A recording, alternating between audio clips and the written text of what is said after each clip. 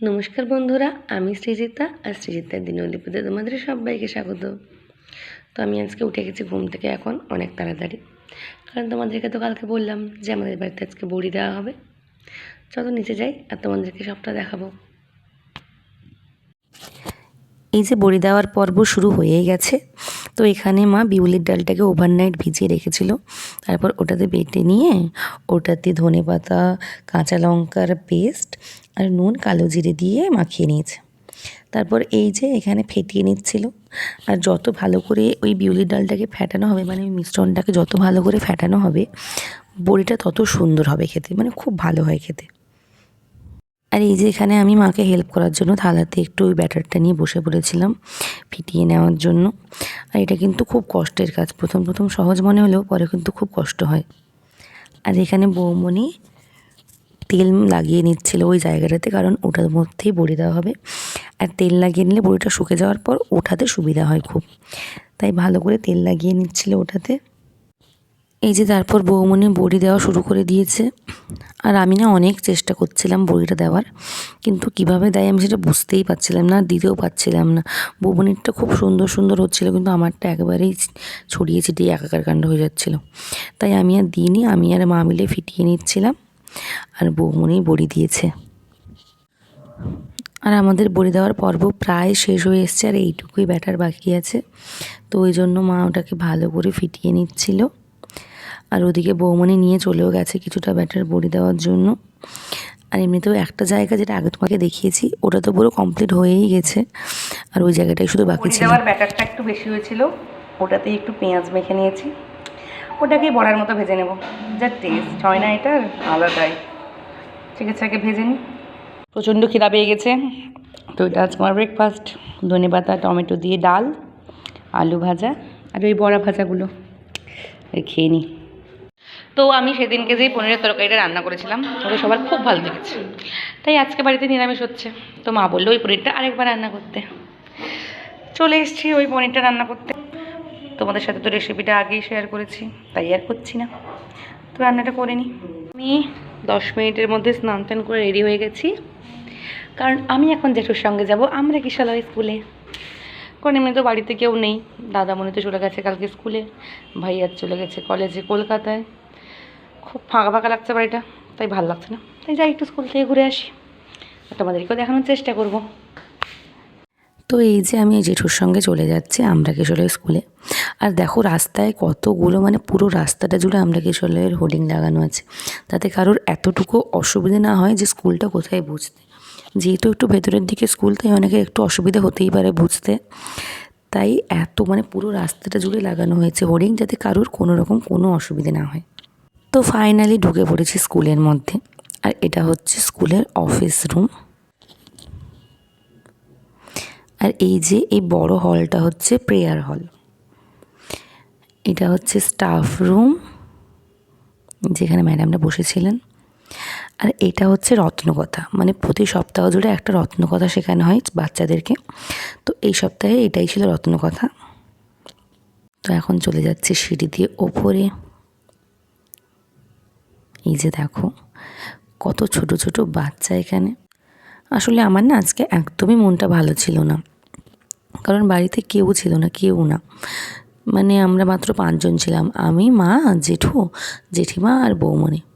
আর ছোটোবেলা থেকে খুব কমই দেখেছি যে বাড়িতে এত কম লোক সংখ্যা, তাই মনটা ভালো লাগছিল না। তাই জেঠুকে বললাম যে চলো ঘুরে আসি।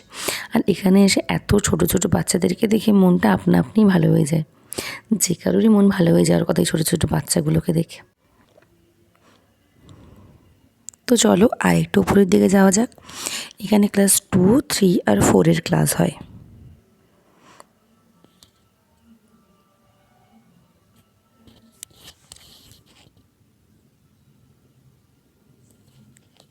তারপর আমি আবার চলে এসেছিলাম নিচে ক্যান্টিনের সামনে। ওই যে ছোটো ছোটো বাচ্চাদেরকে খেতে দিয়ে দেওয়া হয়েছে, এরা হচ্ছে টডলারের বাচ্চারা। তারপরে এই যে আর একটু যারা বড় তাদেরকে ফার্স্ট ফ্লোরে খেতে দেওয়া হয়। তো ওরা এই লাইন লাগিয়ে খেতে বসেছে আর খাবার নিচ্ছে, আর ম্যাডামরা সব কিছু ঠিকঠাক করে দেখে নিচ্ছিলেন। আর জানো তো, আমি না ওখানে দাঁড়িয়ে দাঁড়িয়ে বাচ্চাদের খাওয়া দেখছিলাম, আর হঠাৎ করে এই ছোটো বাচ্চাটা এসে ম্যামকে বলছে, ম্যাম আমি না খেতে পাচ্ছি না হাতে, আমাকে একটু খাইয়ে দেবে? আর দেখো ম্যাম কি সুন্দর করে ওকে খাইয়ে দিচ্ছেন।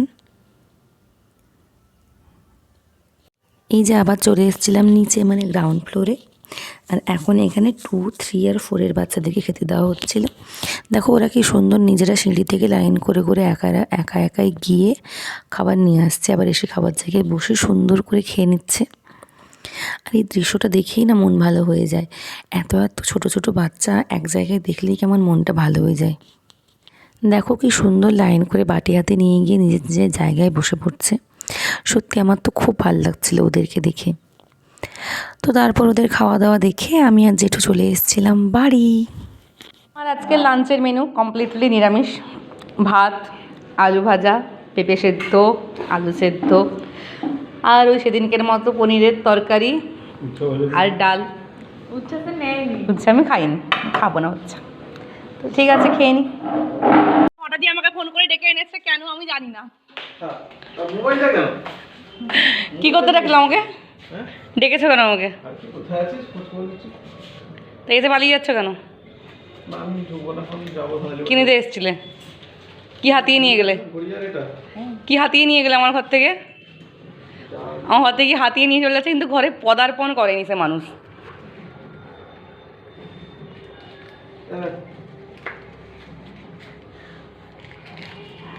ধন্যবাদ। খেলা ছিল আজকে। তোমার বউ আমার ফটোতে কি সব কমেন্ট করছে, এবং তোমার শ্বশুর। ভাই কলকাতা গেছে, চলে আসবে আজকে 6টায় চলে এসে পৌঁছে যাবে বলে। গন্ডগোল না কি হয়েছিল? ঠিক আছে, আসি। হ্যাঁ, সাবধানে যেও জামাই। জামাইয়ের কাছ থেকে ঝেপে দিয়েছি 3টা।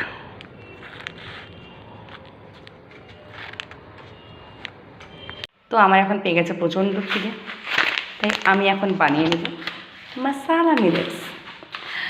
তো বানিয়ে নিই, তারপরে আসছি। তো আমার আজকে সন্ধ্যের খাবার মশালা মিলেটস। একটু সবজি দিয়েছি, ওই গাজর আর ফুলকপি। চলো খেয়ে নিই। অসাম হয়েছে। ঠিক আছে, খেয়ে নিই, তারপরে কথা হচ্ছে।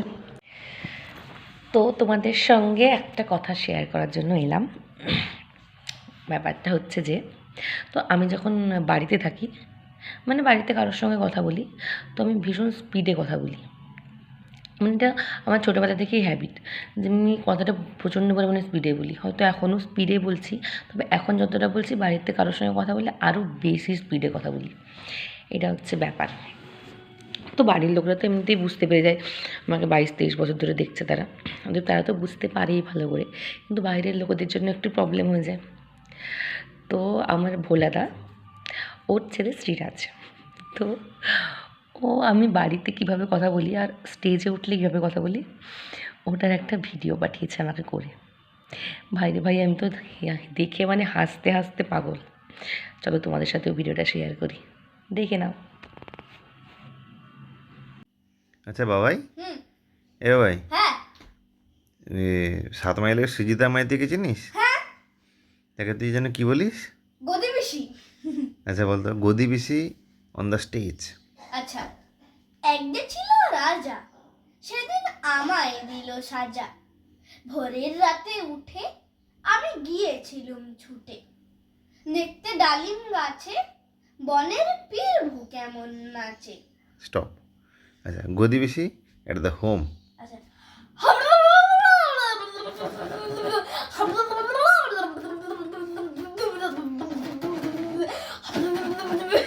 কমা পূর্ণচ্ছেদ লাগা।